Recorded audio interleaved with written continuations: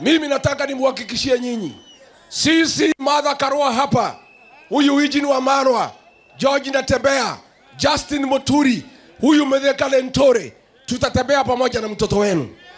Na sisi tutakaa tutoe mtu moja ya kupambana na William Ruto. Si ndio?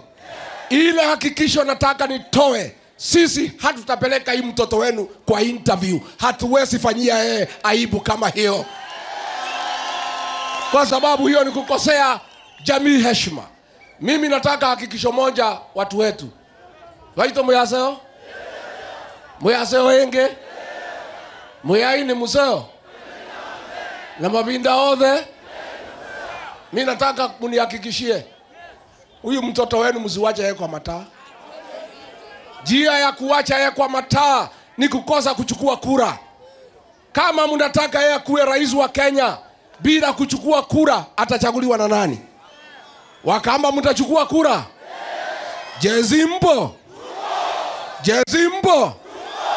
Nyinyi Jenzi ndio dawa ya Kasongo. Si ndio? Nani aliua Jenzi? Nani aliua Jenzi? Nani alisema watoto wapigwe risasi ya mguu? Nani ameiba pesa ya masomo? Nani ameiba pesa ya madawa? Kasongo aende asiende? Mtachukua kura watu ya Kitui? Mimi naomba nyinyi, nataka mfikishe kura 4.5 milioni ya watu ya Ukambani. Si ndio? Mtafanya hivyo?